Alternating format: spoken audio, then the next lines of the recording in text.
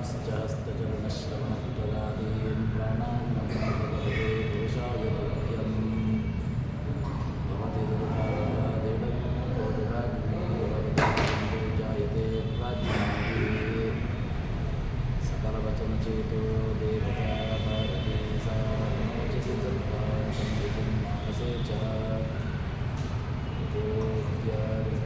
सद्गुणोखागरानां स्वादिराजगुरुन् वन्दे हयग्रीवपदाश्रयान् नित्यासिद्धान्तदुःखान्तविध्वंसनविचक्षणः जयति यस्ताख्यतरनिर्ममतां नौरदम्बरे नित्यकल्पितकल्पोऽयं प्रत्यक्षजगदेसरी व्यासति यच्छगुरुर्भूयात् स्मरिष्टार्थसिद्धये गुरुवाध्वान्तरवे वैष्णवीन्दीवरेन्दरे श्रीराघवेन्द्रगुरवे भक्तिर्दयादवे ब्रह्मचर्यहरिप्रीतिसुविद्यावादशालिनः इष्टदाहङ्कष्टहर्तॄन्नः विद्यामान्यान्मुनीन् नुमः श्रीगुरुभ्यो नमः.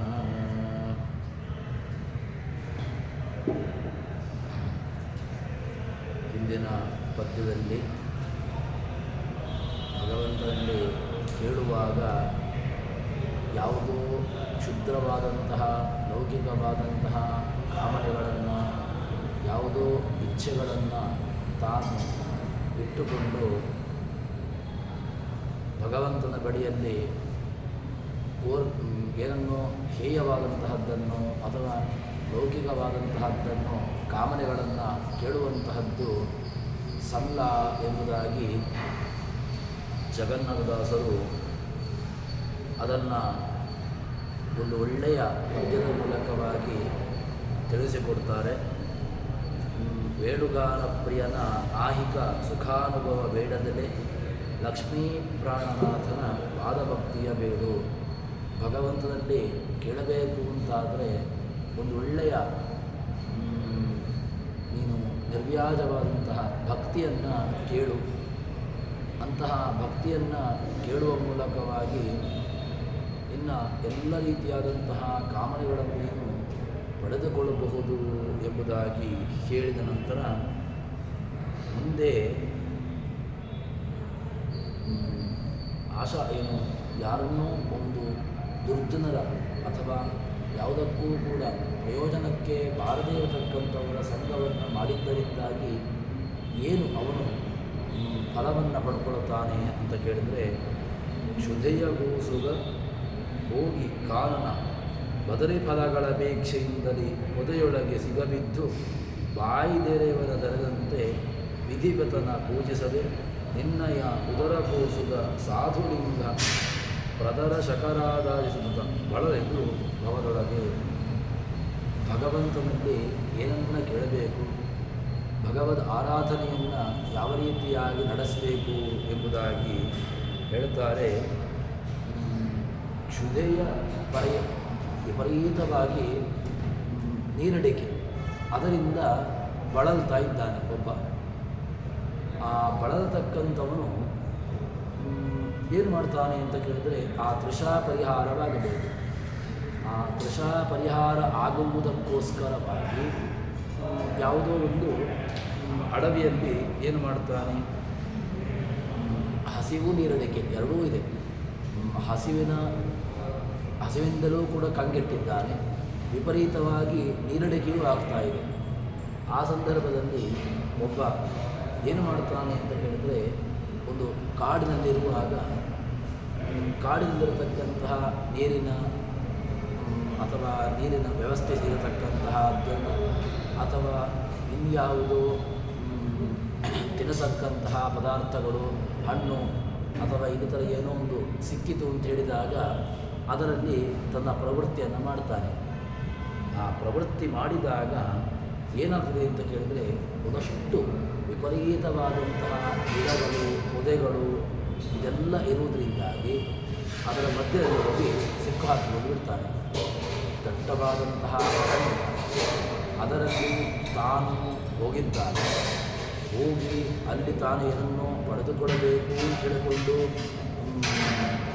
ಹೋದಾಗ ಅಲ್ಲಿರತಕ್ಕಂತಹ ಪೊದೆಯಲ್ಲಿಯೋ ಅಥವಾ ಇನ್ನಿತರ ಯಾವುದೋ ಒಂದು ತೆರೆದಿರತಕ್ಕಂತಹ ಬಾವಿಯಲ್ಲಿಯೋ ಹೋಗಿ ಬಿದ್ದು ಒದ್ದಾಡ್ತಾನೋ ಅದೇ ರೀತಿಯಾಗಿ ಇಲ್ಲಿ ಹೇಳ್ತಾರೆ ಜಗನ್ನಾಥದಾಸರು, ವಿಧಿಪಿತನ ಪೂಜಿಸದೆ, ಭಗವಂತನ ಬಗ್ಗೆ ಕೇಳಲಿಲ್ಲ, ಭಗವದ್ ಆರಾಧನೆಯನ್ನು ಮಾಡಲಿಲ್ಲ, ಭಗವಂತನನ್ನು ಯಾವ ರೀತಿಯಾಗಿ ತಾನು ತಿಳ್ಕೊಳ್ಳಬೇಕೋ ಯಥಾರ್ಥವಾಗಿ ತಿಳ್ಕೊಳ್ಳಿಲ್ಲ. ತಿಳ್ಕೊಳ್ಳೋದು ಅಂತ ಹೇಳಿದ್ರೆ ಹೇಗೆ ಹೇಗೋ ತಿಳ್ಕೊಳ್ಳೋದು ಅಂತ ಇದ್ದೇ ಇದೆ. ಭಗವಂತ ಈಗ ರಾಮನನ್ನು ಅಥವಾ ಕೃಷ್ಣನನ್ನು ಅಥವಾ ಇಂಥರ ಯಾವುದೋ ಅವತಾರವನ್ನು ನಾವು ಇಟ್ಟುಕೊಂಡಾಗ ಭಗವಂತನನ್ನು ತಿಳ್ಕೊಳ್ಳುವಂತಹ ಮಾರ್ಗಗಳು, ಉಪಾಯಗಳು ಒಬ್ಬೊಬ್ಬರು ಒಂದು ರೀತಿಯಾಗಿ ಹೇಳ್ಬೋದು. ಆದರೆ ಭಗವಂತನನ್ನು ಯಥಾರ್ಥವಾಗಿ ವೇದಗಳು, ಪುರಾಣಗಳು, ಉಪನಿಷತ್ತುಗಳು, ಬ್ರಹ್ಮಸೂತ್ರಗಳು ಯಾವ ರೀತಿಯಾಗಿ ಭಗವಂತನನ್ನು ಚಿತ್ರಿಸಿದೆ ಆ ರೀತಿಯಾಗಿ ತಿಳ್ಕೊಳ್ಳುವಂತಹದ್ದು ಅತಿ ಅವಶ್ಯಕ. ಭಗವಂತನನ್ನು ತಿಳ್ಕೊಳ್ಳಲಿಕ್ಕೆ ಒಬ್ಬೊಬ್ಬರು ಒಂದೊಂದು ಶಾಸ್ತ್ರಗಳು ಒಂದೊಂದು ರೀತಿಯಾಗಿ ಬಂದಿವೆ, ಒಬ್ಬೊಬ್ಬರು ಒಂದೊಂದು ರೀತಿಯಾಗಿ ಹೇಳಿದ್ದಾರೆ. ಆದರೆ ಯಥಾರ್ಥವಾಗಿ ಭಗವಂತನನ್ನು ಹೇಗೆ ಇದ್ದಾನೋ ಆ ರೀತಿಯಾಗಿ ತಿಳ್ಕೊಳ್ಳುವಂತಹದ್ದು ತುಂಬ ಜಾಗೃತಿಯಾಗಿರಬೇಕು ಅಂತ ಹೇಳ್ತಾರೆ. ಅದಕ್ಕೋಸ್ಕರ ಯಾರನ್ನೋ ಓಲೈಕೆ ಮಾಡೋದಕ್ಕೋಸ್ಕರವಾಗಿ ಯಾರದ್ದೋ ಸಂಘವನ್ನು ಮಾಡಿ ಯಾರದ್ದೋ ಒಂದು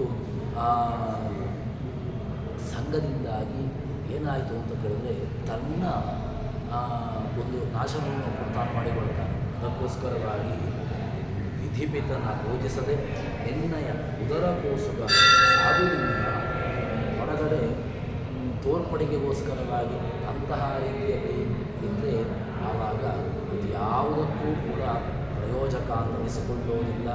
ಆದ್ದರಿಂದ ಭಗವಂತನನ್ನು ನಾವು ತಿಳ್ಕೊಳ್ಳಬೇಕು, ಭಗವಂತನನ್ನು ಯಥಾರ್ಥವಾಗಿ ತಿಳ್ಕೊಳ್ಳಬೇಕು ಅಂತಾದರೆ ಸಜ್ಜನರ, ಅದೇ ರೀತಿಯಾಗಿ ಒಳ್ಳೆಯ ಜ್ಞಾನಿಗಳ ಇವರನ್ನು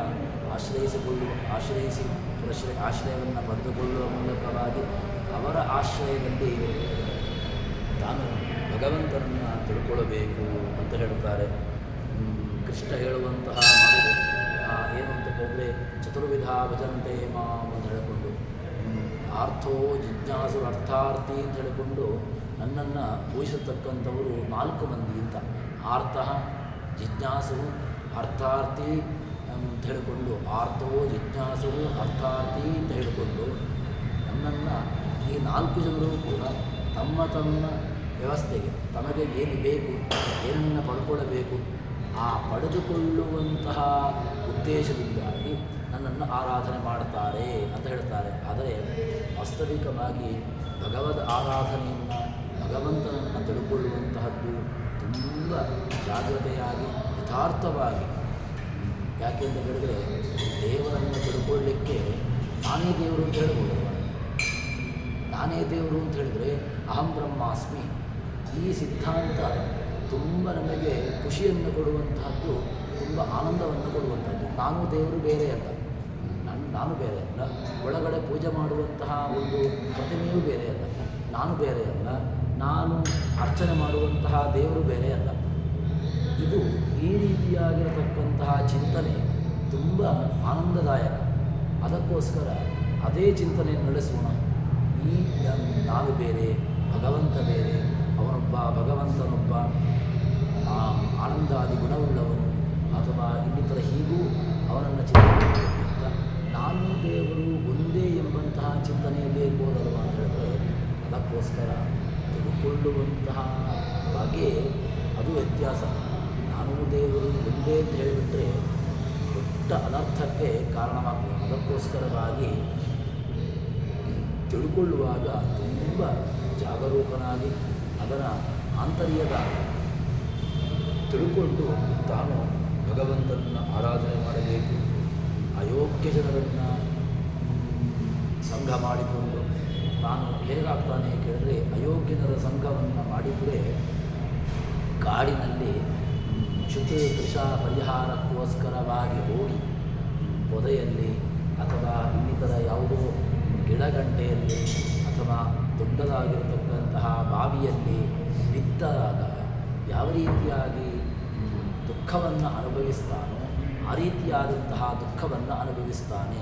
ಹಾಗಿದ್ದರೆ ಭಗವಂತನನ್ನು ತಿಳ್ಕೊಳ್ಳಬೇಕು ಅಂತಾದರೆ ಯಥಾರ್ಥವಾಗಿ ಹೇಗಿದ್ದಾನೋ ಹಾಗೆ ರಾಮನನ್ನಾಗಲಿ ಇಲ್ಲದಿದ್ದರೆ ರಾಮನನ್ನು ಕೃಷ್ಣನನ್ನು ನಾವು ಅನರ್ಥವಾಗಿ ಕೃಷ್ಣ ತುಂಬ ನಮಗೆ ಪ್ರಶ್ನಾರ್ಥಕವಾಗಿ ಉಳಿದು ಬಿಡ್ತಾನೆ. ಯಾಕೆ ಅಂತ ಹೇಳಿದರೆ ಕೃಷ್ಣನ ಆ 16,108 ಮದುವೆಗಳು ಅಥವಾ ಇನ್ನಿತರ ಯಾವುದೋ ಅವನ ಪ್ರಕರಣಗಳನ್ನು ನೋಡಿದಾಗ ಕೃಷ್ಣ ಅವನು ದೇವರೇ ಅಲ್ಲ, ಇನ್ನು ರಾಮದೇವರನ್ನಿಟ್ಟುಕೊಂಡಾಗ ರಾಮನದ್ದಾದಂತಹ ಒಂದಷ್ಟು ಕಾಡಿನಲ್ಲಿ ಆ ಋಷಿಯನ್ನ ಶಂಭೂಕಾದಿಗಳನ್ನು ಕೊಂದಿರತಕ್ಕಂತಹದ್ದು, ವಾಲಿಸಿ ಅಣ್ಣ ತಮ್ಮಂದಿರಲ್ಲಿ ಹಿಂದಿನಿಂದ ಬಂದು ಕೊಂದಿರತಕ್ಕಂತಹದ್ದು, ಈ ರೀತಿಯಾದಂತಹ ಒಂದಷ್ಟು ಬೇಡವಾದಂತಹ ಚಿಂತನೆಗಳು ನಮ್ಮನ್ನು ಏನು ಮಾಡ್ತದೆ ಕೇಳಿದ್ರೆ ದೂರಗೊಳಿಸಿಬಿಡುತ್ತದೆ.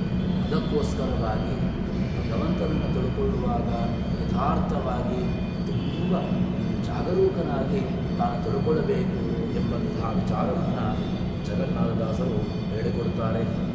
ಅದನ್ನೇ ಇನ್ನೊಂದು ಒಳ್ಳೆಯ ಶಬ್ದವನ್ನು ಹೇಳಿದ್ದಾರೆ, ಸಾಧುಲಿಂಗ ಪ್ರದರ್ಶಕರು.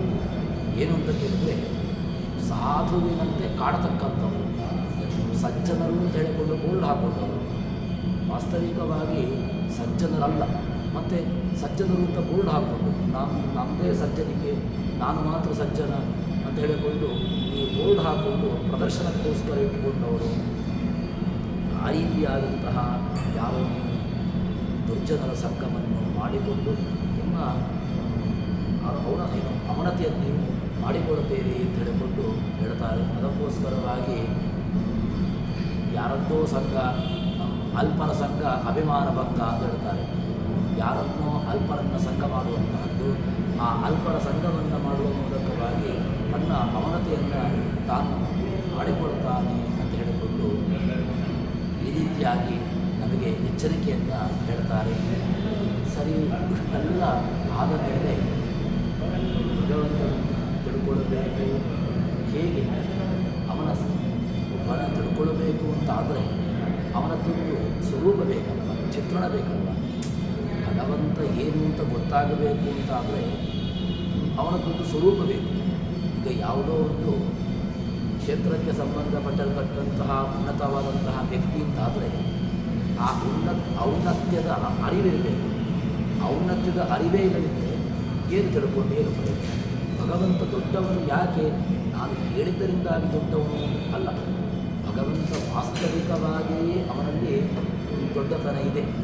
ಆದರೆ ಅವನಲ್ಲಿರ್ತಕ್ಕಂತಹ ದೊಡ್ಡತನ ಹೇಗೆ ಅಂತ ಕೇಳಿದರೆ ಅದನ್ನು ಜಗನ್ನಾಥದಾಸರು ಹೇಳುವಂತಹ ಪದ್ಯ ಜ್ಞಾನಧೇಯ ಜಾತ್ರವೆಂಬುದು ಅಭಿಧಾನದಿ ಬುದ್ಧಿಯಾದಿಗಳ ಅಧಿಷ್ಠಾನದಲ್ಲಿ ನೆಲೆಸಿದ್ದು ಕರೆಸುವ ತದಾತ್ಮಯದಿ ಭಾವಮಂಡಲದ ಪ್ರದರ್ಶಕ ತಾನಿರಿಸಿ ವಶನಾಗುವನು ಶುಕಶೌನಕಾದಿ ಇಂದ್ರ ಹೃದಯಾಕಾಶ ಗತಚಂದ್ರ.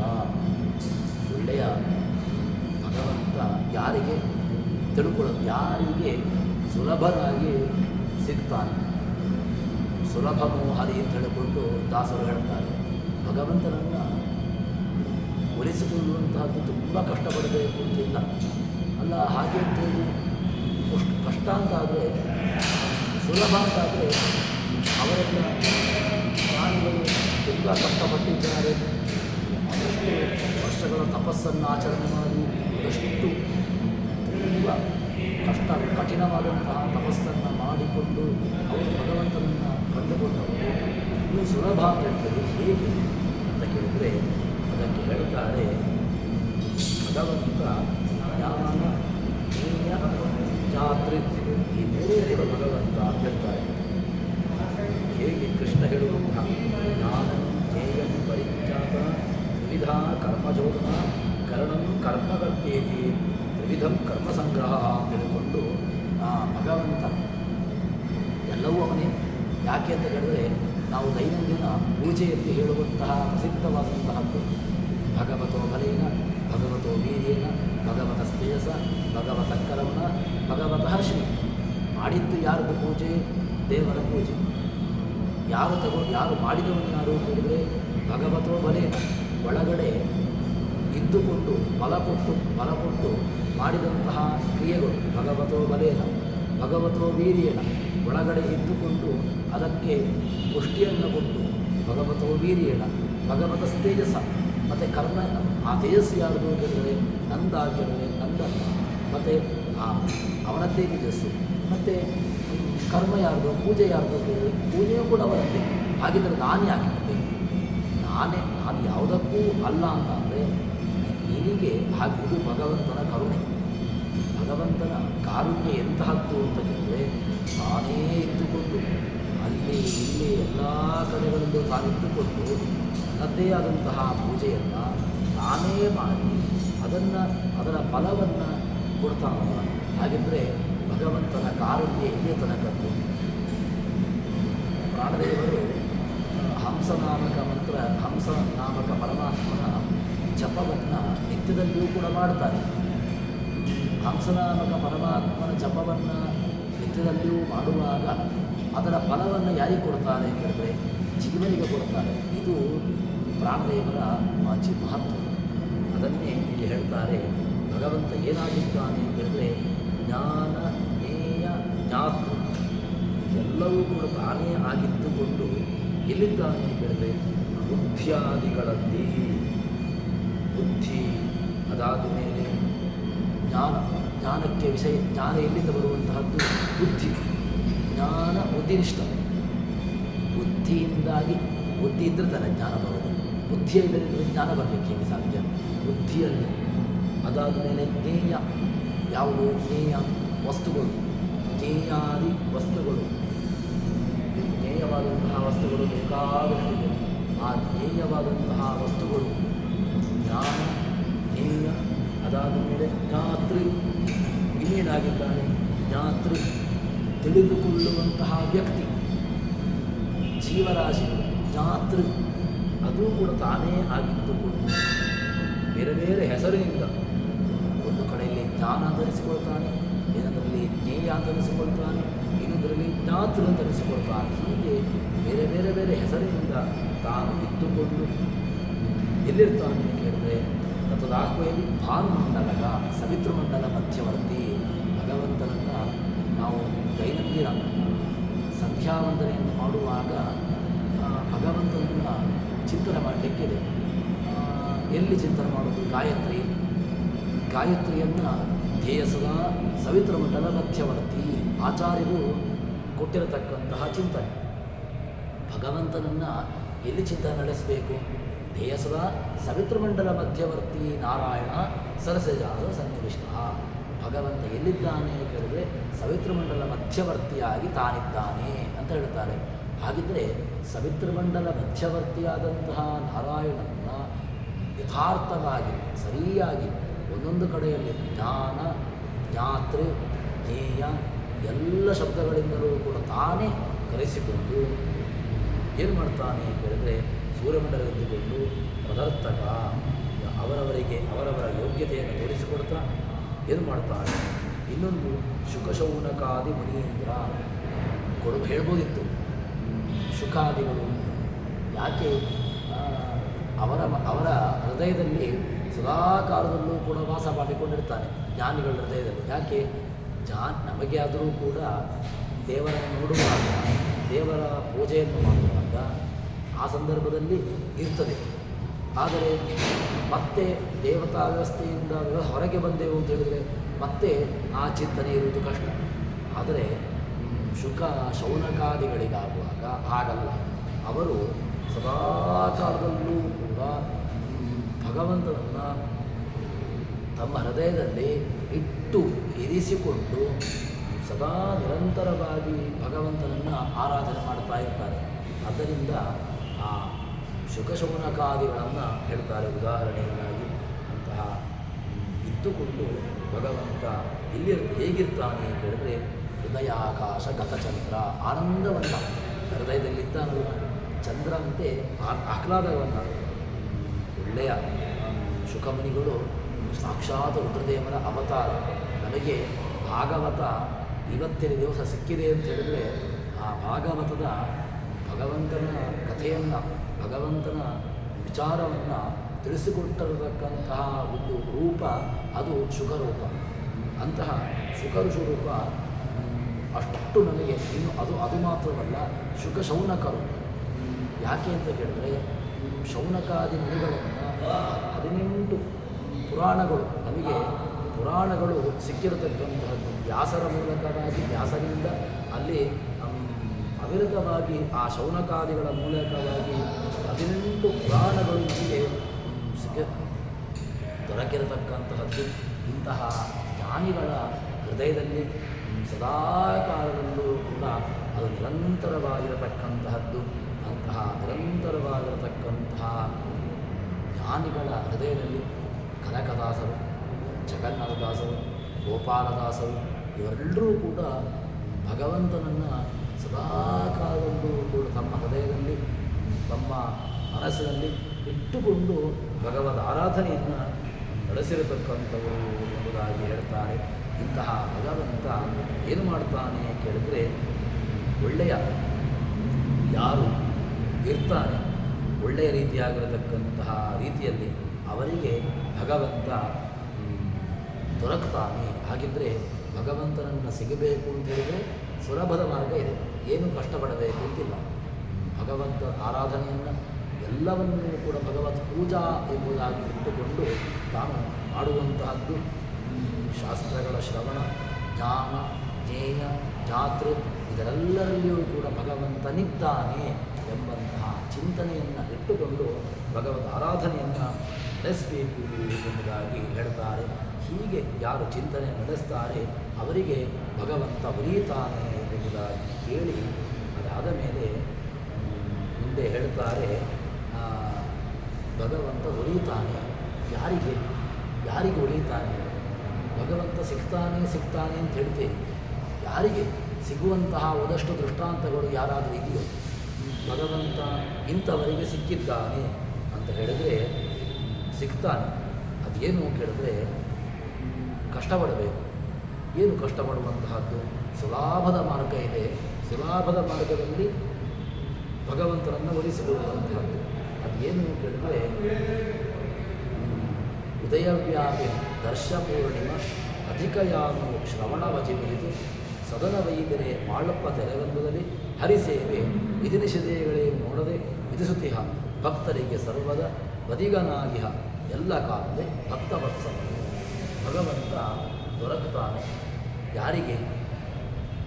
ಒಳ್ಳೆಯ ನಾವು ಮಾಡಲೇಬೇಕಾಗಿರತಕ್ಕಂತಹದ್ದು ಸಿದ್ಧವಾಗಿ ಎರಡಿದೆ ಏಕಾದಶಿಗಳು. ಆದರೆ ಸಾಮರ್ಥ್ಯ ಇರುವವರಿಗೆ, ಸಾಧನೆಯನ್ನು ಮಾಡಬೇಕು ಅಂತ ಇಚ್ಛೆ ಇರುವವರಿಗೆ ಹೇಳ್ತಾರೆ 2 ಪರ್ವದ್ವಯಂ ದ್ವಾದಶ್ಯವು ಶ್ರವಣಂಚ ನರಾಧಿಪ ಮತ್ಪಂಚಮೀತಿ ವಿಖ್ಯಾತ ಮತ್ಪ್ರಿಯಾಚ ವಿಶೇಷತಃ ಅಂತ ಹೇಳ್ತಾರೆ.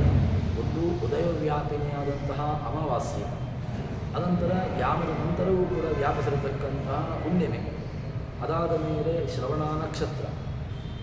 ಇದು ಇತ್ತು ಅಂತಾದರೆ ಇಂತಹ ಇದೆಲ್ಲವನ್ನು ಕೂಡ ಅದರಿಂದ ಏಕಾದಶಿ, ವಿಷ್ಣು ಪಂಚಕ, ಭೀಷ್ಮ ಪಂಚಕ ಇತ್ಯಾದಿ ವ್ರತಗಳು ಇದು ಯಾರದ್ದೋ ಒಂದು ಪುರಾಣದಿಂದ ಸುಮ್ಮನೆ ದೊಡ್ಡ ಪುರಾಣ ಕೆಲಸ ಇಲ್ಲ ಅಂತ ಹೇಳಿಕೊಂಡು ಮಾಡಿರತಕ್ಕಂತಹದ್ದು ಅಂತ ಅಲ್ಲವೇ ಅಲ್ಲ. ಮತ್ತು ಏಕಾದಶಿಯಾದಿಗಳು ಮತ್ತು ವಿಷ್ಣು ಪಂಚಕಾದಿ ವ್ರತಗಳು ಎಲ್ಲವೂ ಕೂಡ ಶಾಸ್ತ್ರೀಯವಾದಂತಹದ್ದು ಹೊರತು ಅಶಾಸ್ತ್ರೀಯವಾದಂತಹ ಯಾವುದೇ ರೀತಿಯಾದಂತಹ ಪ್ರಮಾಣ ಇಲ್ಲ. ಯಾವುದು ಏಕಾದಶಿಯನ್ನು ಅಥವಾ ವಿಷ್ಣು ಪಂಚಕಾದಿಗಳನ್ನು ಅಥವಾ ಭೀಷ್ಮ ಪಂಚಕಾದಿಗಳನ್ನು ಮಾಡುವುದಕ್ಕೆ ಪ್ರಮಾಣ ಇಲ್ಲ ಅಂತ ಹೇಳಿಕೊಂಡು ಅಲ್ಲವೇ ಅಲ್ಲ. ಇದನ್ನು ಮಾಡಲೇಬೇಕಾಗಿರತಕ್ಕಂತಹದ್ದು ಎಂಬುದಾಗಿ ಅಂತಹ ಉದ್ದೇಶವನ್ನು ಹೇಳುತ್ತಾರೆ. ಎಲ್ಲವನ್ನೂ ಕೂಡ ಯಾರಿಗೋಸ್ಕರ ಮಾಡಬೇಕು? 2 ಏಕಾದಶಿ, ಅಮಾವಾಸ್ಯೆ, ಪೂರ್ಣಿಮಾ, ಶ್ರವಣ ನಕ್ಷತ್ರ, 1 ತಿಂಗಳು, ಇದರಲ್ಲಿ 5 ದಿವಸ. ಈ 5 ದಿವಸಗಳು ಕೂಡ ಯಾರಿಗೋಸ್ಕರ ಅಂತ ಕೇಳಿದರೆ ವಿಧಿ ನಿಷೇಧಗಳು, ಹರಿಸೇವೆ, ಭಗವಂತನ ಸೇವೆ ತಂದುಕೊಂಡು ಯಾರದ್ದೋ ಪ್ರೀತಿಗಾಗಿ ಅವರಿಗೆ ಖುಷಿಯಾಗಲಿ ಇವರಿಗೆ ಖುಷಿಯಾಗಲಿ ಅಂತ ಹೇಳಿಕೊಂಡು ಏನೇನೋ ಕೆಲಸಗಳನ್ನು ಸರ್ಕಸ್ ಮಾಡ್ತೇವೆ ನಾವು. ನಾನು ಈ ರೀತಿಯಾಗಿ ಮಾಡಿದರೆ ಅವರಿಗೆ ಖುಷಿಯಾಗುತ್ತೆ, ಈ ರೀತಿಯಾಗಿ ಮಾಡಿದರೆ ಇವರಿಗೆ ಖುಷಿಯಾಗಲಿ ಅಂತ. ನಾವು ಯಾರನ್ನು ಖುಷಿಪಡಿಸಬೇಕು ಎಂಬಂತಹ ಒಂದು ಸಣ್ಣ ಪರಿಜ್ಞಾನವೂ ನಮಗಿಲ್ಲ. ಯಾರು ಖುಷಿಯಾದರೆ, ಯಾರು ಆನಂದವನ್ನು ಹೊಂದಿದರೆ ನಮಗೆ ಆನಂದ ಸಿಗ್ತದೋ ಅದಕ್ಕೋಸ್ಕರವಾಗಿ ಅಂಥವನನ್ನು ಆನಂದಪಡಿಸುವುದರಲ್ಲಿ ನಮ್ಮ ಚಿಂತನೆ ಇಲ್ಲ. ಯಾರದ್ದೋ ಖುಷಿಯನ್ನು ತೃಪ್ತಿಗೊಳಿಸೋಕ್ಕೋಸ್ಕರವಾಗಿ ಒದ್ದಾಡುತ್ತೇವೆ. ಇದನ್ನು ಈ ವಿಷ್ಣು ಪಂಚಕಾದಿಗಳನ್ನು ಅದೇ ರೀತಿಯಾಗಿ ವಿಶ್ವಪಂಚಕಾದಿಗಳನ್ನು ಕೂಡ ಹೇಳುತ್ತಾರೆ. ಇದೆಲ್ಲವನ್ನೂ ಕೂಡ ಏನು ಮಾಡಬೇಕು ಕೇಳಿದ್ರೆ, ಯಾವುದೇ ವಿಧಿ ನಿಷೇಧಗಳನ್ನು ತುಂಬ ಹೇಳ್ತಾರೆ. ಅಹರಹ ಸಂಧ್ಯಾ ಉಪಾಸೀತ ನಪಲಾಂತ ಇತ್ಯಾದಿಗಳನ್ನು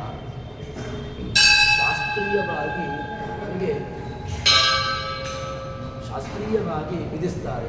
ಈ ಶಾಸ್ತ್ರೀಯವಾದಂತಹ ವಿಧಿಗಳನ್ನು ನಿಷೇಧಗಳನ್ನು ಆಚರಣೆ ಮಾಡಿಕೊಂಡು ಅದನ್ನು ಹೇಳ್ತಾರೆ. ಕೃಷ್ಣ ಹೇಳಿರತಕ್ಕಂತಹ ಮಾತಿದೆ, ಪಶ್ಯನ್ ಶೃಣ್ವನ್ ಸ್ಪೃಶನ್ ಜಿಘ್ರನ್ ಅನಶ್ನನ್ ಗಚ್ಚನ್ ಸ್ವಪನ್ ಶ್ವಸನ್ ಪ್ರಲಪನ್ ವಿಸರ್ಜನ್ ಗೃಹ್ಣನ್ ಉನ್ಮೇಷನ್ ಅವಿನಿಶನ್ನಪಿ ಸಂಸ್ವರೇ ವಿಷ್ಣುವ್ಯಕ್ತಂ. ಇದು ಭಗವದ್ ಆರಾಧನೆಯನ್ನು ಮಾಡಲಿಕ್ಕೆ ಇರತಕ್ಕಂತಹದ್ದು. ನೀನು ಏನನ್ನು ಬೇಕಾದರೂ ಮಾಡು, ಪ್ರಲಪನ್ ಮಾತನಾಡುತ್ತೀಯೋ ಆ ಮಾತನಾಡುವಿಕೆಯೂ ಕೂಡ ಅದು ಭಗವಂತನ ಪೂಜೆ ಎನಿಸಿಕೊಳ್ಳಿ. ಇಲ್ಲದಿದ್ದರೆ ಕೇವಲ ನಮ್ಮದು ಏನಾಗಿದೆ ಅಂತ ಹೇಳಿದ್ರೆ, ದೇವರನ್ನು ನೋಡ್ತೇವೆ, ದೇವರನ್ನು ನೋಡುವಂತಹ ಬರದಲ್ಲಿ ಆ ಚಿಂತನೆ ಯಾವುದೋ ಬಾಹ್ಯವಾದಂತಹ ವಿಚಾರಗಳಿದೆ. ಆದರೆ ಯೋಗ್ಯವಾದಂತಹ ಚಿಂತನೆಯನ್ನು ಇಟ್ಟುಕೊಂಡು ಅದರಲ್ಲಿ ಪ್ರಲಪನ್ ವಿಸರ್ಜನ್ ಗೃಹ್ಣನ್ ಉನ್ಮಿಷನ್ ಅನ್ವೇಷನ್ ನಪಿ, ನೀನು ಕಣ್ಣನ್ನು ಮುಚ್ಚುವಾಗ, ಕಣ್ಣನ್ನು ತೆಗೆಯುವಾಗ ಸಂಸ್ಮರೇ ವಿಷ್ಣುವ್ಯಕ್ತಂ, ಭಗವಂತನ ಚಿಂತನೆ, ಭಗವಂತನ ಸ್ಮರಣೆ ಇದು ಜಾಗೃತೆಯಾಗಿರಬೇಕು. ಇದು ಇದರಲ್ಲಿ ಮಲಗಿತು ಅಂತಾದರೆ, ಭಗವಂತನ ಚಿಂತನೆ ಮಲಗಿತು ಅಂತಾದರೆ ಯಾವುದೂ ಕಾರ್ಯ ಕೂಡ ಅದು ಪ್ರಯೋಜನಕ್ಕೆ ಬರೋದಿಲ್ಲ. ಇದೆಲ್ಲವನ್ನು ಕೂಡ ಸರಿಯಾಗಿರತಕ್ಕಂತಹ ರೀತಿಯಲ್ಲಿ ತಾನು ಚಿಂತನೆ ಮಾಡಿಕೊಂಡು ಎಲ್ಲಿಯ ತನಕ ಅಂತ ಕೇಳಿದರೆ, ಶೌಚಮಾಚಮನಂ ಸ್ನಾನಂ ಅಶುಚೋದನೆಯಾಚರೇತ್ ಅನ್ಯಾಂಶ್ಚ ನಿಯಮಾಜ್ಞಾನಿ ಯಥಾಹಂ ವೀರಯೇಶ್ವರ ಅಂತ ಹೇಳಿಕೊಂಡು ಹೇಳ್ತಾರೆ. ಇದೇನು ಕೇಳಿದ್ರೆ ಎಲ್ಲವನ್ನೂ ಕೂಡ ತಸ್ಮಾತ್ ಶಾಸ್ತ್ರಂ ಪ್ರಮಾಣಂತೆ ಕಾರ್ಯಕಾರ್ಯ ವ್ಯವಸ್ಥೆ. ಶಾಸ್ತ್ರವನ್ನು ಯಾಕೆ ಹೇಳಿದ್ದಾರೆ ಅಂದರೆ, ಶಾಸ್ತ್ರ ಎಂಬುದು ಪ್ರಮಾಣ. ಯಾರನ್ನು ಮೆಚ್ಚಿಸೋದಕ್ಕೋಸ್ಕರವಾಗಿ ಅಥವಾ ಶಾಸ್ತ್ರದಲ್ಲಿ ಎಲ್ಲೂ ಇಲ್ಲದಿರತಕ್ಕಂತಹದ್ದನ್ನು ಹೇಳಿದ್ದಲ್ಲ. ಶಾಸ್ತ್ರ ಅಂತ ಹೇಳಿದರೆ ಪ್ರಮಾಣವೇ. ಆ ಪ್ರಮಾಣ ಭರಿತವಾದಂತಹದ್ದನ್ನು ಅದನ್ನು ಮಾಡಲೇಬೇಕು. ಎಲ್ಲಿಯ ತನಕ ಅಂತ ಕೇಳಿದರೆ, ಸಣ್ಣದಾದಂತಹದ್ದು ನಿತ್ಯದಲ್ಲಿಯೂ ಕೂಡ ಮಾಡುವಂತಹ ಆಚರಣೆ ನಮಗೆ ಏನೂ ಅನಿಸೋದಿಲ್ಲ. ನಾವು ಕೇಶವಾಯಸ್ವ ನಾರಾಯಣಸ್ವ ಮಾಧವಾಯಸ್ವ ಅಂತ ಹೇಳಿಕೊಂಡು ಮುಗಿಸಿಬಿಡ್ತೇವೆ. ಅದರಲ್ಲಿ ಅಷ್ಟು ಸಣ್ಣದಾದಂತಹ ಆಚರಣೆಯಲ್ಲಿಯೂ ಕೂಡ ಇಷ್ಟು ಒಂದು ಮಹತ್ತರವಾದಂತಹ ಒಂದು ಚಿಂತನೆಯನ್ನು ಹೇಳ್ತಾರೆ. ಅದರಿಂದ ಅಂತಹ ಚಿಂತನೆಯಲ್ಲಿ ತಾನು ಮಾಡಬೇಕು. ಜ್ಞಾತ್ವಾ ವಿಧಿಶಾಸ್ತ್ರವಿಧಾನೋಕ್ತಂ ಕರ್ಮ ಕರ್ತುಮಿಹಾರ್ಹಸಿ. ನೀನು ಕರ್ಮವನ್ನು ಮಾಡಲಿಕ್ಕೆ ಅರ್ಹತೆ ಬರ್ತದೆ ಯಾವಾಗ ಅಂತ ಹೇಳಿದ್ರೆ, ಶಾಸ್ತ್ರ ಎಂಬುದು ಪ್ರಮಾಣ. ಶಾಸ್ತ್ರದಲ್ಲಿ ಯಾವುದೇ ಪ್ರಮಾಣದಲ್ಲದೇ ಇರತಕ್ಕಂತಹ ವಿಚಾರವನ್ನು ಹೇಳುವುದೂ ಇಲ್ಲ, ಹೇಳುವುದೂ ಇಲ್ಲ. ಹಾಗಿದ್ದರೆ ಶಾಸ್ತ್ರೀಯವಾದಂತಹದ್ದನ್ನು ಹೇಳಿದ್ದಾರೆ ಅಂತ ಹೇಳಿದರೆ ಅದು ನೀನು ಮಾಡಲೇಬೇಕಾಗಿರತಕ್ಕಂತಹದ್ದು. ಅದನ್ನು ನೀನು ಮಾಡಿ ಭಗವಂತನನ್ನು ಮೆಚ್ಚಿಸಬೇಕು ಎಂಬಂತಹ ವಿಚಾರವನ್ನು ಹೇಳ್ತಾರೆ. ಭಗವಂತನಿಗೆ ಯಾವುದು ಪ್ರಿಯವೋ ಅದನ್ನು ಮಾಡುವಂತಹದ್ದು ವಿಧಿ, ಯಾವುದು ಭಗವಂತನಿಗೆ ಪ್ರೀತಿ ಇಲ್ಲವೋ ಅದನ್ನು ನಿಷೇಧ. ಹಾಗಿದ್ದರೆ ಮಾಡುವಿಕೆ ಮಾಡದಿರುವಿಕೆ ಈ ಎರಡರಲ್ಲಿ ವಿಧಿ ನಿಷೇಧಗಳನ್ನು ತಾನು ಯಥಾರ್ಥವಾಗಿ ಅರಿತುಕೊಂಡು ಅದನ್ನು ಯಾವುದನ್ನು ಮಾಡಬೇಕು ಅದರಲ್ಲಿ ಔದಾಸೀನ್ಯವನ್ನು ಮಾಡಬಾರದು. ಯಾವುದನ್ನು ಮಾಡಬಾರದು ಅಂತ ಹೇಳಿದ್ದಾರೆ, ಯಾವುದನ್ನು ನಿಷೇಧಿಸಿದ್ದಾರೆ ಅದನ್ನು ಮಾಡುವಂತಹದ್ರಲ್ಲಿ ತತ್ಪರತೆಯನ್ನು ಹೊಂದಬಾರದು. ಹಾಗಿದ್ದರೆ ಮಾಡುವಿಕೆ ಮಾಡದಿರುವಿಕೆಯಲ್ಲಿ ಇದರಲ್ಲಿ ತುಂಬ ಜಾಗರೂಕನಾಗಿ ಮತ್ತು ಯಾವುದಕ್ಕೋಸ್ಕರ ಕರ್ಮವನ್ನು ಮಾಡುವುದು ಯಾರಿಗೋಸ್ಕರ ಅಂತ ಹೇಳಿದ್ರೆ ಭಗವಂತನ ಪ್ರೀತಿಗಾಗಿ ಅಂತ. ದೇವತಾ ಚಿಂತನೆಯಿಂದ ಕೇವಲ ಎತ್ತು ಇದೆ, ಎತ್ತು ಅದು ಅದನ್ನು ಏನು ಮಾಡ್ತಾರೆ ಅಂತ ಕೇಳಿದ್ರೆ ಕಾಣ ಅವನಿಗೆ ಎಣ್ಣೆ ಬೇಕು, ಎಣ್ಣೆ ಮಾಡಬೇಕು ಹೇಳಿಕೊಂಡು ಅದನ್ನು ಗಾಣಕ್ಕೆ ಕಟ್ತಾನೆ, ಅದರಲ್ಲಿ ಅದು ತಿರುಗ್ತಾ ಇರ್ತದೆ. ನಾವು ಕೂಡ ದೇವರ ಚಿಂತನೆಯನ್ನು ದೇವರ ಪೂಜೆಯನ್ನು ಮಾಡುವುದು ಹೇಗಾಗಿದೆ ಕೇಳಿದರೆ ಯಾಂತ್ರಿಕವಾಗಿ ಬಿಟ್ಟಿದೆ. ಅದರಲ್ಲಿ ದೇವತಾ ಚಿಂತನೆಯೂ ಬರುವುದಿಲ್ಲ, ದೇವತಾ ತಾರತಮ್ಯದ ವ್ಯವಸ್ಥೆಯೋ ಅಥವಾ ಇಂಥರ ಹೀಗೆ ಏನು ಶಾಸ್ತ್ರೀಯವಾದಂತಹ ಹಿನ್ನೆಲೆಯಲ್ಲಿ ನಮಗೆ ಕೊಟ್ಟಿದೆ ಅದನ್ನು ಕಿಂಚಿತ್ತೂ ಕೂಡ ಮಾಡಲಿಕ್ಕೆ ಹೋಗಿಲ್ಲ.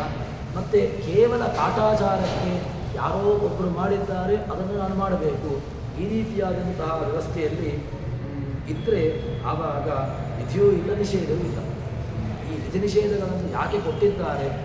ಶಾಸ್ತ್ರ ನಮಗೆ ಒಂದಷ್ಟು ವಿಧಿಗಳನ್ನು ಹೇಳಿದೆ, ಒಂದಷ್ಟು ನಿಷೇಧಗಳನ್ನು ಹೇಳಿದೆ. ಯಾವುದು ವಿಧಿ ಯಾವುದು ನಿಷೇಧ ಅಂತ ಹೇಳೋದನ್ನು ಸರಿಯಾಗಿ ಅರ್ಥ ಮಾಡಿಕೊಂಡು ನಾನು ಮಾಡಬೇಕು. ಆ ಭಗವಂತನ ಆರಾಧನೆ ನಾವು ಹೇಳಿದ್ದಲ್ಲ, ನಮಗೆ ಭಗವಂತನ ಆರಾಧನೆ ಅದೊಂದು ಯಾಂತ್ರಿಕ, ಅದು ಯಾಕೆ ಮಾಡ್ತಾ ಇದ್ದೇವೆ ಗೊತ್ತಿಲ್ಲ, ಮತ್ತು ಭಗವಂತನನ್ನು ಹೇಗೆ ಪೂಜೆ ಮಾಡಬೇಕು ಅದೂ ಗೊತ್ತಿಲ್ಲ, ಮತ್ತು ಭಗವಂತನನ್ನ ಬಗ್ಗೆ ಏನಾದರೂ ಕೂಡ ಹೇಳುವಂತಹ ಅಥವಾ ಶಾಸ್ತ್ರೀಯವಾದಂತಹ ಹಿನ್ನೆಲೆ ಬ್ರಹ್ಮಸೂತ್ರಗಳು ಏನು ಹೇಳುತ್ತಾ ಉಂಟು ಅಥವಾ ಆಚಾರ್ಯ ಮಧ್ವರು ಏನು ಹೇಳುತ್ತಾ ಇದ್ದಾರೆ, ಆಚಾರ್ಯ ಮಧ್ವರ ಶಾಸ್ತ್ರದ ಹಿನ್ನೆಲೆ ಅದಂತೂ ಏನೂ ಇಲ್ಲ. ಹೀಗೆ ಒಟ್ಟು ನಮ್ದು ಏನಾಗಿದೆ ಕೇಳಿದ್ರೆ ಅಪ್ಪ ನೆಟ್ಟ ಆಲದ ಮರ, ಅದರಲ್ಲಿ ಜೋತು ಬಿಡ್ಕೊಂಡು ಇಡುವಂಥದ್ದು. ಅಪ್ಪ ನೆಟ್ಟಿದ್ದಾನೆ, ಯಾಕೆ ಕೇಳಿದ್ರೆ ನೆಟ್ಟಂತಹ ಆಲದ ಮರದ ಹಿನ್ನೆಲೆ ಏನು ಅಂತ ಗೊತ್ತಿಲ್ಲ. ಆ ಆಲದ ಮರದ ವ್ಯವಸ್ಥೆ ಅದು ಏನು ಆಗ್ತಾ ಉಂಟು, ಈ ಯಾವುದರ ಪರಿಜ್ಞಾನವೂ ಇಲ್ಲದೆ ಕೇವಲ ಒಂದು ಕಾಟಾಚಾರಕ್ಕೆ ನಾವು ಮಾಡ್ತಾ ಇದ್ದೇವೆ. ಇದರಿಂದಾಗಿ ಭಗವಂತ ಬರೀತಾನೆ ಇಲ್ಲ, ಸಾಧ್ಯವೇ ಇಲ್ಲ. ಯಾಕೆ ಅಂತ ಹೇಳಿದ್ರೆ ಎಲ್ಲಿಯೂ ಕೂಡ ನಾವು ಕಾಟಾಚಾರಕ್ಕೆ ಡಂಬಾಚಾರಕ್ಕೆ ಮಾಡುವಂಥದ್ದಕ್ಕೆ ಭಗವಂತ ಬರೀತಾನೆ ಎಂಬುದಕ್ಕೆ ಪ್ರಮಾಣ ಇಲ್ಲ. ಹಾಗಿದ್ದರೆ ಭಗವಂತ ಬರೆಯುವಂತಹ ವ್ಯವಸ್ಥೆ ಯಾವುದು? ಅದಷ್ಟು ನಿಯಮಗಳನ್ನು ಪರಿಪಾಲನೆ ಮಾಡಿ ಯಾವುದನ್ನು ಮಾಡಬೇಕು ಯಾವುದನ್ನು ಮಾಡಬಾರ್ದು ಹೇಳಿದಲ್ಲ. ತಸ್ಮಾತ್ ಶಾಸ್ತ್ರಂ ಪ್ರಮಾಣಂತೆ ಕಾರ್ಯಕಾರ್ಯ ವ್ಯವಸ್ಥೆ. ಕಾರ್ಯ ಅಕಾರ್ಯಗಳಿಗೆ ಯಾವುದು ಪ್ರಮಾಣ? ಕಾರ್ಯ ಅಕಾರ್ಯಗಳಿಗೆ ಪ್ರಮಾಣ ಬೇರೆ ಯಾವುದೂ ಇಲ್ಲ, ಶಾಸ್ತ್ರವೇ. ಯಾವುದನ್ನು ಮಾಡಬೇಕು ಅಂತ ಹೇಳಿದೆ ಶಾಸ್ತ್ರ, ಯಾವುದನ್ನು ಮಾಡಬಾರ್ದು ಅಂತೂ ಅದೇ ಶಾಸ್ತ್ರ ಹೇಳಿದೆ. ಹಾಗಿದ್ದರೆ ಶಾಸ್ತ್ರೀಯವಾದಂಥ ಹಿನ್ನೆಲೆಯಲ್ಲಿ ಮಾಡಬೇಕು ಮಾಡಬಾರದನ್ನು ಯಥಾರ್ಥವಾಗಿ ಅರಿತುಕೊಂಡು ಅದನ್ನು ಸರಿಯಾಗಿ ತಿಳಿದುಕೊಂಡು ಭಗವಂತನನ್ನು ಆರಾಧನೆ ಮಾಡಬೇಕು ಅಂತ ಹೇಳ್ತಾರೆ. ಭಾಗವತ ತಾತ್ಪರ್ಯದ ಮಾತನ್ನು ನೋಡುವಂತಾದರೆ ಸ್ವಭಾವತೋ ಧರ್ಮಪರ ನವಿರೇ ಸ್ಥಗಿತಶ್ಚರೆ ಅಲ್ಪಂ ಫಲಂ ಹಿ ಚಕಿತೆ ಸ್ವಭಾವೇ ಫಲಮತ್ವಂ ನಿಷಿದ್ಧಂ ಮನಸಾ ಕಲ್ಪ್ಯ ಭೀತೋ ವಿಹಿತಮಾಚರೇತ್ ಅಜ್ಞೋಜ್ಯಸ್ತು ಸಂಕಲ್ಪ ಸ್ವಭಾವಾತ್ ವಿಹಿತಾನುಗಃ. ಭಗವಂತನನ್ನು ಆರಾಧನೆ ಮಾಡಬೇಕು. ಹೇಗೆ ಆರಾಧನೆ ಮಾಡಬೇಕು? ಇಲ್ಲ ರೀ, ನನಗೆ ಭಗವದ್ ಆರಾಧನೆಯನ್ನು ಮಾಡಲಿಕ್ಕೆ ಗೊತ್ತೇ ಇಲ್ಲ, ಹೇಗೆ ಮಾಡೋದು ಅಂತ ಗೊತ್ತಿಲ್ಲ ಅಂತ ಹೇಳಿದ್ರೆ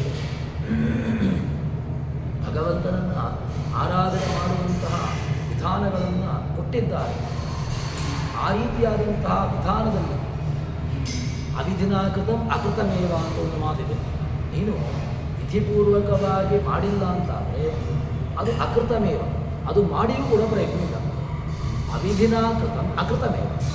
ಅಲ್ಲರಿ ಏನೋ ಅಲ್ಪ ಸ್ವಲ್ಪ ಮಾಡ್ತೇನೆ, ಏನೋ ಅಲ್ಪ ಸ್ವಲ್ಪ ಸಂಧ್ಯಾವಂದನೆ ಮಾಡ್ತೇನೆ ರೀ, ವಿಧಿ ಗೊತ್ತಿಲ್ಲ, ಏನೋ ಒಂದೆರಡು ಹೊತ್ತು ಗಾಯತ್ರಿ ಮಾಡ್ತೇನೆ ಅಂತ ಹೇಳಿದ್ರೆ ನೀವು ಅದಕ್ಕೂ ಕೂಡ ತಿರುಗರ್ಪಣೆ ಕೊಟ್ಟು ಬಿಟ್ಟರೆ ಹಾಗಲ್ಲ. ಮಾಡಬೇಕು. ಮಾಡುವಂತಹದರಲ್ಲಿ ಒಂದಷ್ಟು ಚಿಂತನೆ ಆದರೂ, ಪೂರ್ಣವಾದಂತಹ ಚಿಂತನೆ ಬರದಿದ್ದರೂ ಕೂಡ ಒಂದಷ್ಟು ಚಿಂತನೆ ಆದರೂ ಭಗವಂತನ ಸರ್ವೋತ್ತಮತ್ವದ ಚಿಂತನೆ, ಭಾಗವತದ ಚಿಂತನೆ, ಆಚಾರ್ಯ ಮಧ್ವರು ಕೊಟ್ಟಿರತಕ್ಕಂತಹ ಶಾಸ್ತ್ರದ ಚಿಂತನೆ, ಬ್ರಹ್ಮಸೂತ್ರಗಳು ಏನು ಹೇಳಿವೆ, ಸೂತ್ರ ಭಾಷ್ಯಗಳು ಆಚಾರ್ಯರು ಕೊಟ್ಟಿದ್ದಾರೆ, ವ್ಯಾಸರ ಹಿನ್ನೆಲೆ ಏನು, ಈ ಎಲ್ಲ ಹಿನ್ನೆಲೆಯಲ್ಲಿ ಭಗವಂತನನ್ನು ಯಾಕೆ ಅಂತ ಕೇಳಿದ್ರೆ ಸುಮ್ಮನೆ ಭಗವಂತ ನಮಗೆ ಗೊತ್ತಾಗಲಿಕ್ಕೆ ಭಗವಂತ ಏನು ನಾವು ಇಟ್ಟವನನ್ನು ಭಗವಂತನ ಬಗ್ಗೆ ಗೊತ್ತಾಗಬೇಕು ಅಂತಾದರೆ ರಾಮನ ಬಗ್ಗೆ ಗೊತ್ತಾಗಬೇಕು, ಕೃಷ್ಣನ ಬಗ್ಗೆ ಗೊತ್ತಾಗಬೇಕು, ಹಯಗ್ರೀವನ ಬಗ್ಗೆ ಗೊತ್ತಾಗಬೇಕು, ವ್ಯಾಸನ ಬಗ್ಗೆ ಗೊತ್ತಾಗಬೇಕು ಅಂತಾದರೆ ಸ್ವಲ್ಪ ನಾವು ತಿರುಗಬೇಕು.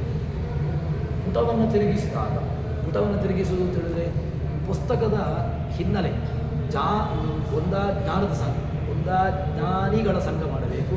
ಇಲ್ಲದಿದ್ದರೆ ಎಲ್ಲಿ ಜ್ಞಾನ ಇದೆಯೋ ಅದನ್ನು ಅರಸಿಕೊಂಡು ಹೋಗಬೇಕು. ಈ ಎರಡನ್ನು ಅರಸಿಕೊಂಡು ಹೋದಾಗ ಆವಾಗ ನಮಗೆ ಯಥಾರ್ಥವಾಗಿ ಆ ಭಗವಂತನ ಬಗ್ಗೆ ಅರಿವಾಗಲಿಕ್ಕೆ ಸಾಧ್ಯ. ಆದ್ದರಿಂದ ಅದನ್ನು ಏನು ಅಷ್ಟಾದರೂ ಕೂಡ ಪ್ರಯತ್ನಪೂರ್ವಕವಾಗಿ ತಾನು ಮಾಡುವಂತಹದ್ದು ಅತೀ ಅವಶ್ಯಕ ಎಂಬಂತಹ ಹಿನ್ನೆಲೆಯನ್ನು ಹೇಳ್ತಾರೆ. ಹೀಗೆ ಯಾರು ಮಾಡ್ತಾನೆ, ಈ ರೀತಿಯಾದಂತಹ ಹಿನ್ನೆಲೆ ಯಾರಿರ್ತಾನೆ ಅಂಥವನಿಗೆ ಭಗವಂತ ಸುತ್ತಾನೆ ಅಂತ ಹೇಳಿದ ಮೇಲೆ ಮುಂದೆ ಒಂದು ಮಾತನ್ನು ಹೇಳ್ತಾರೆ. ಏನು ಅಂತ ಕೇಳಿದ್ರೆ, ಯಾರೊಂದು ನಿಂದ್ಯರಾಗಿರ್ತಕ್ಕಂಥವರು, ಯಾರು ಯೋಗ್ಯರಲ್ಲೂ ಅಯೋಗ್ಯರಿದ್ದಾರೋ ಅವರಿಂದ ದೊರಕಿರತಕ್ಕಂತಹ ಸಂಪತ್ತು ಇದು ಅರ್ಹವು. ಅಂದರೆ ಒಂದೇ ಮಾತಲ್ಲಿ ಹೇಳುವಂತಾದರೆ ಯಾರ್ದೋ ತಲೆ ಒಡೆದು ಮಾಡಿದಂತಹ ಹಣ ಮಾಡ್ಬೋದು, ಅದನ್ನು ಅದರಿಂದ ಧರ್ಮಕರ್ಮಗಳನ್ನು ಮಾಡ್ಬೋದಾ ಅಂತ ಹೇಳಿದರೆ ಅದನ್ನು ಹೇಳ್ತಾರೆ. ನಂದಿವಾಹನ ರಾತ್ರಿ ಸಾಧನೀ ಬಂದ ದಶಮಿ ಮೈತ್ರಕ ಸಂಧಿಸಿಹ ಶ್ರವಣದ ಸಮಯದಲ್ಲಿ ಶ್ರವಣವ ತ್ಯಜಿಸುವಂತೆ ಸದಾ ಹಿಂದರಿಂದಲೇ ಬಂದ ದ್ರವ್ಯವ ಕಂಡೆರಲು ನೋಡದಲೇ ಶ್ರೀಮದ್ ಆನಂದ ತೀರ್ಥಾಂತರ್ಗತನ ಸರ್ವತ್ರ ಭಜಿಸುತ್ತಿರುವುದು. ಒಂದು ಒಳ್ಳೆಯ ವಿಚಾರವನ್ನು ಹೇಳ್ತಾರೆ. ಏನು ಅಂತ ಕೇಳಿದ್ರೆ, ಈಗ ಶ್ರವಣೋಪವಾಸವನ್ನು ಮಾಡಬೇಕು ಅಂತ ಹೇಳ್ತಾರೆ. ಉಪವಾಸ ದ್ವಾದಶಿ ಶ್ರವಣ ನಕ್ಷತ್ರ ಇದೆ. ಯಾವಾಗ ಇದು ಶ್ರವಣ ನಕ್ಷತ್ರ ದ್ವಾದಶಿ ದಿವಸ ಬಂತು ಅಂತ ಹೇಳಿದ್ರೆ ಆವತ್ತು ನಿಯಮಿತವಾಗಿ ಶ್ರವಣೋಪವಾಸ ಅಂತ ಲೆಕ್ಕ. ಅದಕ್ಕೆ ಒಂದಷ್ಟು ದೋಷವನ್ನು ಹೇಳ್ತಾರೆ. ಯಾವುದು ಅಂತ ಕೇಳಿದ್ರೆ ಶಿವರಾತ್ರಿ, ದ್ವಾದಶಿ, ಅದಾದ ಮೇಲೆ ದಶಮಿ, ಅದಾದ ಮೇಲೆ ತಂದೆ ತಾಯಿಗಳ ಶ್ರಾದ್ದ, ಇದೆಲ್ಲ ಬಂದಿದೆ. ಆ ದಿವಸ ಇವನಿಗೆ ಉಪವಾಸಾದಿಗಳನ್ನು ಕರ್ತವ್ಯ ಅಂತ ಹೇಳ್ತಾರೆ. ಆದರೆ ಇದೇನಾಯಿತು, ವಾಸ್ತವಿಕವಾಗಿ ಹಿಂದೆ ಮಾಡಲಿಕ್ಕಿಲ್ಲ. ಆದರೆ ಇದು ಬಂದಿದ್ದ ಕಾರಣ ಅಲ್ಲಿ ನಾವು ಯಾವ ರೀತಿಯಾಗಿ ಅದನ್ನು ಬಿಡ್ತೇವೆಯೋ ಅದೇ ರೀತಿಯಾಗಿ ಈಗ ವಿಷ್ಣು ಪಂಚಕವನ್ನು ಮಾಡುವವರು ಅವರಿಗೆ ಶ್ರವಣ ನಕ್ಷತ್ರ ವಿಶೇಷ. ಶ್ರವಣ ನಕ್ಷತ್ರ ಅದು ಭಗವಂತನ ನಕ್ಷತ್ರ, ವಿಷ್ಣು ನಕ್ಷತ್ರ. ಆ ವಿಷ್ಣು ನಕ್ಷತ್ರವಾದದ್ರಿಂದಾಗಿ ಅದನ್ನು ಮಾಡಬೇಕು ಅಂತ. ಈಗ ವಿಷ್ಣು ಪಂಚಕವನ್ನು ಮಾಡುವವರಿಗೆ ಶ್ರವಣ ನಕ್ಷತ್ರ, ಅದೇ ದಿವಸ ಶಿವರಾತ್ರಿ ಮತ್ತು ದ್ವಾದಶಿ, ಇನ್ನು ಅಥವಾ ಮಾತಾಪಿತೃಗಳ ಶ್ರಾದ್ದ ಇದೆಲ್ಲ ಬಂತು ಅಂತಾದರೆ ಏನು ಮಾಡಬೇಕು? ಇಲ್ಲ, ಅವನು ಆ ಶ್ರವಣೋಪವಾಸವನ್ನು ಅವನಿಗೆ ಬಿಡಬೇಕು ಅಂತ ನಿಯಮ ಹೇಳ್ತಾರೆ. ಹಾಗಿದ್ದರೆ ಬಿಡಲಿಕ್ಕೆ ಒಂದಷ್ಟು ನಿಯಮವನ್ನು ಹೇಳ್ತಾರಲ್ಲ, ಅದೇ ರೀತಿಯಾಗಿ ಈಗ ಏನು ಅಂತ ಹೇಳಿದ್ರೆ, ಯಾರು ಅಭಕ್ತರಿದ್ದಾರೆ, ಯಾರು ಭಗವದ್ ಆರಾಧನೆಯನ್ನು, ಭಗವಂತನ ಚಿಂತನೆಯನ್ನು ಒಂದು ಕಾಲದಲ್ಲಿಯೂ ಕೂಡ ಮಾಡಲಿಲ್ಲ, ಭಗವದ್ ಆರಾಧನೆಯನ್ನು ಮಾಡಲಿಲ್ಲ, ಭಗವತ್ ಚಿಂತನೆಯನ್ನು ನಡೆಸಲಿಲ್ಲ, ಭಗವಂತನನ್ನು ತಿಳಿಸತಕ್ಕಂಥ ಗ್ರಂಥಾದಿಗಳ ಚಿಂತನೆಯೂ ನಡೆಸಿಲ್ಲ, ಅಂಥವನಿಂದಾಗಿ ಆವಾಗ ಅಂಥವನ ಏನು ಸಂಪತ್ತು ಅದು ಪ್ರಯೋಜನ ಇಲ್ಲ. ಹೇಗೆ ಅಂತ ಕೇಳಿದ್ರೆ,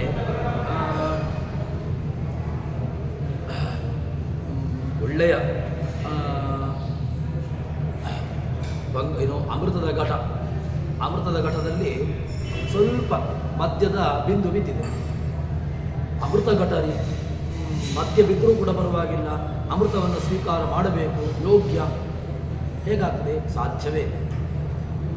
ಅದೇ ರೀತಿಯಾಗಿ ಸುರಾ ಪಾತ್ರೆ, ಬಂಗಾರದ ಪಾತ್ರೆ ಇಟ್ಟುಕೊಂಡು, ಬಂಗಾರದ ಪಾತ್ರೆಯಲ್ಲಿ ಹಾಲಿದೆ, ಆ ಹಾಲಿಗೆ ಸ್ವಲ್ಪ ವಿಷ ಹಾಕಿದ್ದಾರೆ, ಒಂದೆರಡು ತೊಟ್ಟು ವಿಷ ಹಾಕಿದ್ದಾರೆ. ಯೋಗ್ಯ ಕುಡಿಬೋದಲ್ವಾ ಅಂತ ಹೇಳಿದ್ರೆ, ಅಯ್ಯೋ ಹಾಲನ್ನು ಬಂಗಾರದ ಪಾತ್ರೆಯಲ್ಲಿ ಹಾಲಿದೆ, ಅದನ್ನು ಸ್ವೀಕಾರ ಮಾಡಬೇಕಲ್ವ ಅಂತ ಹೇಳಿದ್ರೆ, ಬಂಗಾರದ ಪಾತ್ರೆಯಲ್ಲಿದ್ದರೂ ಅಥವಾ ಮಣ್ಣಿನ ಪಾತ್ರೆಯಲ್ಲಿದ್ದರೂ ಕೂಡ ಯೋಗ್ಯ ಯಾವಾಗ ಆಗ್ತಿತ್ತು? ಕೇವಲ ಮಣ್ಣಿನ ಪಾತ್ರೆಯಲ್ಲಿ ಯಾವುದೇ ರೀತಿಯಾದಂತಹ ಅದಕ್ಕೆ ಸಂಪರ್ಕ ಆಗದೇ ಇದ್ದಾಗ ಅದು ಯೋಗ್ಯ ಅಂತ ಅನಿಸ್ತಿತ್ತು. ಅದರಲ್ಲಿ ಯಾವಾಗ ಯಾವುದೋ ಒಂದು ಬೇಡವಾದಂತಹ ಪದಾರ್ಥದ ಸಂಪರ್ಕವಾಯಿತು ಆವಾಗ ಅದನ್ನು ಹೇಯ ಅಂತ ಹೇಳ್ತೇವೆ. ಅದೇ ರೀತಿಯಾಗಿ ಭಗವಂತನನ್ನು ಆರಾಧನೆ ಮಾಡಬೇಕು ಅಂತಾದರೆ ಯಾರಿಗೂ ತಲೆ ಹೊಡೆದು ಆ ರೀತಿಯಾದಂತಹ ಆರಾಧನೆ ಅದರಿಂದಾಗಿ ಭಗವಂತ ತೃಪ್ತನಾಗ್ತಾನೆ ಇಲ್ಲೂ ಇಲ್ಲ. ಭಗವದ್ ಆರಾಧನೆಯನ್ನು ಮಾಡಬೇಕು, ಇನ್ನದ್ದಾದಂತಹ ಸಂಪತ್ತು, ಇನ್ನದ್ದಾದಂತಹ ಅದು ಹೇಗಿರಬೇಕು? ರುಜು ಮಾರ್ಗ ಎಂಬುದು ಕೂಡ ರುಜುವಾಗಿರಬೇಕು. ಯಾವುದೋ ವಾಮಾರ್ಗದಿಂದ ಸಂಪಾದನೆ ಮಾಡಿ ಆ ವಾಮಾರ್ಗದಿಂದ ಸಂಪಾದನೆತಕ್ಕಂತಹ ದ್ರವ್ಯದಿಂದಾಗಿ ಭಗವದ್ ಆರಾಧನೆಯನ್ನು ಮಾಡ್ತೇನೆ ಅಂತ ಹೇಳಿದರೆ ಅದು ಯಾವ ಕಾಲಕ್ಕೂ ಕೂಡ ಅದು ಪ್ರಯೋಜನಕ್ಕೆ ಬರೋದಿಲ್ಲ. ಆದ್ದರಿಂದ ಇದೆಲ್ಲವನ್ನೂ ಕೂಡ ನಾವು ಇಟ್ಟುಕೊಂಡು ಹೇಳಿದಲ್ವ, ಶ್ರವಣೋಪವಾಸವನ್ನು ಮಾಡಬೇಕು. ಶ್ರವಣೋಪವಾಸವನ್ನು ಮಾಡುವುದಕ್ಕೆ ಒಂದಷ್ಟು ನಿಷೇಧಗಳು ಬಂತು. ಅಲ್ಲಿ ದ್ವಾದಶಿ ಬಂತು, ದಶಮಿ ಬಂತು, ದಶಮಿ ದಿವಸ ಶ್ರವಣ ನಕ್ಷತ್ರ ಬಂತು, ಅಥವಾ ಶಿವರಾತ್ರಿ, ಅಥವಾ ತಂದೆ ಶ್ರಾದ್ದ ಇತ್ಯಾದಿಗಳು ಬಂದಾಗ ಅದರಲ್ಲಿ ಶ್ರವಣ ನಕ್ಷತ್ರ ಬಂದರೂ ಕೂಡ ಅವನಿಗೆ ಯಾವುದನ್ನು ಶ್ರವಣೋಪವಾಸವನ್ನು ನಿಲ್ಲಿಸ್ತಾರೆ, ಇಲ್ಲ ಅಂತ ಹೇಳ್ತಾರೆ, ಮಾಡಬಾರ್ದು ಅಂತ ಹೇಳ್ತಾರೆ. ಹಾಗಿದ್ದರೆ ಒಂದಷ್ಟು ನಿಯಮಗಳಲ್ಲಿ ಆಗುವಾಗ ನಿಷೇಧ ಮಾಡಿದ ಮೇಲೆ ಇಲ್ಲಿಯೂ ಕೂಡ ಭಗವದ್ ಆರಾಧನೆಯನ್ನು ಮಾಡಬೇಕು ಅಂತ ಹೇಳಿದ್ರೆ ಶ್ರೀಮದ್ ಆನಂದ ತೀರ್ಥಾಂತರ್ಗತನ ವಾಯುದೇವರ ಅಧಿಷ್ಠಾನದಲ್ಲಿ ಭಗವಂತನನ್ನು ನೋಡಬೇಕು ಅಂತ ಹೇಳ್ತಾರೆ. ಪ್ರಾಣಸ್ಯ ನಾಸುರಾವೇಶ ಅಕಣಾಶ್ವ ಸಮೂಹೀಯ ಸಹ. ಯಾಕೆ ಅಧಿಷ್ಠಾನವನ್ನು ಪ್ರಾಣದೇವರನ್ನು ಕೊಟ್ಟರು? ಯಾವುದೋ ಬೇರೆ ಅಧಿಷ್ಠಾನವನ್ನು ಹೇಳಬಹುದಿತ್ತಲ್ವ. ಪ್ರಾಣದೇವರ ಅಧಿಷ್ಠಾನವನ್ನು ಕೊಟ್ಟದ್ದು ಯಾಕೆ ಅಂತ ಹೇಳಿದ್ರೆ ಪ್ರಾಣದೇವರಿಗೆ ಯಾವ ಕಾಲಕ್ಕೂ ಕೂಡ ಆಸುರಿ ಆವೇಶ ಎಂಬುದಿಲ್ಲವೇ ಇಲ್ಲ. ಯಾಕೆ ಅಂತ ಹೇಳಿದ್ರೆ ಎಲ್ಲ ಕಾಲದಲ್ಲೂ ಕೂಡ ಶುದ್ಧ ಬಂಡೆಕಲ್ಲಿನಂತೆ ಇರ್ತಕ್ಕಂಥವ್ರು. ಬಂಡೆಕಲ್ಲಿಗೆ ಏನು ತಾಗಿದ್ರೂ ಕೂಡ ಬಂಡೆಕಲ್ಲು ಪುಡಿಯಾಗುವುದಿಲ್ಲ. ಹೊರಗಿನಿಂದ ಬಂದಿರತಕ್ಕಂತಹ ಪ್ರಯೋಗವೇ ಪುಡಿಯಾಗುವುದು ಹೊರತು ಭಗವಂತನೇ ಪ್ರಾಣದೇವರಿಗೆ ಯಾವುದೇ ರೀತಿಯಾದಂತಹ ವಿಕಾರಗಳು ಆಗುವುದಿಲ್ಲ. ಅದೇ ರೀತಿಯಾಗಿ ಪ್ರಾಣಸ್ಥ ಎಂಬಂತಹ ಚಿಂತನೆ ಯಾಕೆ ಅಂತ ಕೇಳಿದರೆ ಪ್ರಾಣಸ್ಯ ಅಸುರಾವೇಶ ಅಸುರಾವೇಶ ಭವತಿ. ಅಸುರಾವೇಶ ಯಾವ ಕಾಲಕ್ಕೂ ಇಲ್ಲವೇ ಇಲ್ಲ. ಉಳಿದಂತಹ ಜೀವರಾಶಿಗಳಲ್ಲಿ ಕೆಲವು ಸಂದರ್ಭದಲ್ಲಿ ಆದರೂ ಕೂಡ ರುದ್ರಾದಿಗಳಲ್ಲಿ ಆಗುವಾಗ ನಾವು ಆಸುರಿ ಆವೇಶವನ್ನು ನೋಡಬಹುದು ಇದೆ. ಕೆಲವು ಸಂದರ್ಭದಲ್ಲಿ ಇಂದ್ರಾದಿಗಳು ಅವರೂ ಕೂಡ ಆಸುರಿ ಪ್ರವೃತ್ತಿಗೆ ಒಂದು ಸಲ ಹೊಂದಿದ್ದಾರೆ. ಆದರೆ ಭೀಮಸೇನ, ಹನುಮಂತ ಇತ್ಯಾದಿ ಇವರು ಎಲ್ಲಿಯೂ ಕೂಡ ಒಂದು ಕ್ಷಣವೂ ಕೂಡ ಆಸುರಿ ಆವೇಶಕ್ಕೆ ಒಳಗಾಗಿ ತಮ್ಮ ಕರ್ತವ್ಯವನ್ನು ಭಗವಂತನಿಗೆ ವೈರುಧ್ಯವನ್ನು ಯಾವ ಕಾಲಕ್ಕೂ ಕೂಡ ತೋರಿಸಿದವರಲ್ಲ. ಆದ್ದರಿಂದ ಈ ಶ್ರೀಮದ್ ಆನಂದ ತೀರ್ಥಾಂತರ್ಗತನ ಭಗವಂತನನ್ನು ಪ್ರಾಣ ನಿಯಾಮಕನಾದಂತಹ ಭಗವಂತನನ್ನು ಚಿಂತನೆ ನಡೆಸಬೇಕು. ವಾಯು ಮುಖ್ಯಧಿಯ ವಾಯುದೇವರನ್ನು ಆರಾಧನೆ ಮಾಡುವಾಗ ಹೇಗೆ ಆರಾಧನೆ ಮಾಡಬೇಕು? ಮುಖ್ಯಧಿಯ ವಾಯುದೇವರೇ ಅಧಿಷ್ಠಾನ, ಅಂತಹ ಅಧಿಷ್ಠಾನಭೂತರನ್ನಾಗಿ ವಾಯುದೇವರನ್ನು ಇಟ್ಟುಕೊಂಡು ದೇವತಾ ಆರಾಧನೆಯನ್ನು ಮಾಡಬೇಕು ಎಂಬುದಾಗಿ ಹೇಳ್ತಾರೆ. ಹೀಗೆ ಅವನ ಆರಾಧನೆಯನ್ನು ಮಾಡುವ ಮೂಲಕವಾಗಿ ತಾನು ಏನು ಮಾಡ್ತಾನೆ? ಭಗವಂತ ಎಲ್ಲವನ್ನೂ ಕೊಡ್ತಾನೆ. ಏನು ಕೊಡ್ತಾನೆ ಕೇಳಿದ್ರೆ ಪ್ರಧಾನಂ ಧಾಮ ವಿಷ್ಣುವಸ್ತು ಪ್ರಾಣಯೇವ ಪ್ರಕೀರ್ತ ಪ್ರಾಣದ್ವಾರೇಣ ಯಜ್ಞಾನ ದೀಪನಂ ಜಾನ್ಯ ಸದಾ ಅಂತ. ಭಗವಂತ ಏನನ್ನು ಬೇಕಾದರೂ ಕೊಡಲಿಕ್ಕೆ ಸಾಮರ್ಥ್ಯವುಳ್ಳವನು ಹೇಳ್ತಾರಲ್ಲ. ನಾಮನೋಸ್ತಿ ಯಾವತೀ ಶಕ್ತಿ ಪಾಪ ನಿರ್ಹರಣೆ ದ್ವಿಜ ತಾವತ್ ಕರ್ತು ನ ಶಕ್ನೋತಿ ಪಾತಕಂ ಪಾತಕೀ ಜನ ಅಂತ. ಭಗವಂತನ ಒಂದು ನಾಮಕ್ಕೆ ಏನು ಸಾಮರ್ಥ್ಯ ಇದೆ ಅಂತಂದರೆ ಅಷ್ಟು ಪಾಪವನ್ನು ಒಬ್ಬ ಪಾಪಿಗೂ ಕೂಡ ಮಾಡಲಿಕ್ಕೆ ಸಾಧ್ಯ ಇಲ್ಲ ಅಂತ ಹೇಳ್ತಾರೆ. ನಾಮನೋಸ್ತಿ ಯಾವತೀ ಶಕ್ತಿ ಪಾಪ ನಿರ್ಹರಣೆ ದ್ವಿಜ ತಾವತ್ ಕರ್ತು ನ ಶಕ್ನೋತಿ ಪಾತಕಂ ಪಾತಕೀ ಜನ. ಒಬ್ಬ ಪಾಪಿ ಅವನ ಪಾಪ ಉಳ್ಳವನು, ಅಂತಹ ಪಾಪಿಯಾದವನು ಎಷ್ಟು ಪಾಪವನ್ನು ಮಾಡಿದರೂ ಕೂಡ ಸಾಕಾಗುವುದಿಲ್ಲ. ಆದರೆ ಭಗವಂತನ ಶಕ್ತಿ ಭಗವಂತನ ನಾಮಸ್ಮರಣೆಗೆ ಏನು ಸಾಮರ್ಥ್ಯ ಇದೆ ಕೇಳಿದ್ರೆ ಎಲ್ಲವನ್ನೂ ಕೂಡ ನಮಗೆ ಏನನ್ನು ಬೇಕಾದರೂ ಕೊಡುವಂತಹ ಅಮ್ನೋಸ್ತಿ ಯಾವತೀ ಶಕ್ತಿ ಪಾಪ ನಿರ್ಹರಣೆ ದಿಜ ತಾವತ್ ಕರ್ತಂ ನ ಶಕ್ನೋತಿ ಪಾತಕಂ ಪಾತಕೀ ಜನ. ಒಬ್ಬ ಪಾಪಿಯಾದವನು ಕೂಡ ಅಷ್ಟು ಪಾಪವನ್ನು ಮಾಡಲಿಕ್ಕೆ ಸಾಧ್ಯ ಇಲ್ಲ ಎಂಬುದಾಗಿ ಇಷ್ಟು ಸಾಮರ್ಥ್ಯವುಳ್ಳವನು ಅಂತಹ ಭಗವಂತನನ್ನು ಸದಾಕಾಲದಲ್ಲೂ ಕೂಡ ಚಿಂತನೆ ಮಾಡಬೇಕು. ಅವನನ್ನು ಚಿಂತನೆ ಮಾಡುವ ಮೂಲಕವಾಗಿ ಭಗವಂತನ ಆರಾಧನೆಯನ್ನು ಚಿಂತನೆಯಲ್ಲಿ ಸದಾಕಾಲದಲ್ಲೂ ಕೂಡ ನಾವು ಇರಬೇಕು ಎಂಬಂತಹ ಒಂದು ಹಿನ್ನೆಲೆಯನ್ನು ಜಗನ್ನಾಥದಾಸರು ನಮಗೆ ತೋರಿಸಿಕೊಡ್ತಾರೆ. ಈ ರೀತಿಯಾದಂತಹ ಹಿನ್ನೆಲೆಯಲ್ಲಿ ನಮ್ಮ ಚಿಂತನೆ ಇರಬೇಕು ಎಂಬಲ್ಲಿಗೆ ಶ್ರೀಕೃಷ್ಣಾರ್ಪಿತಮಸ್ತು.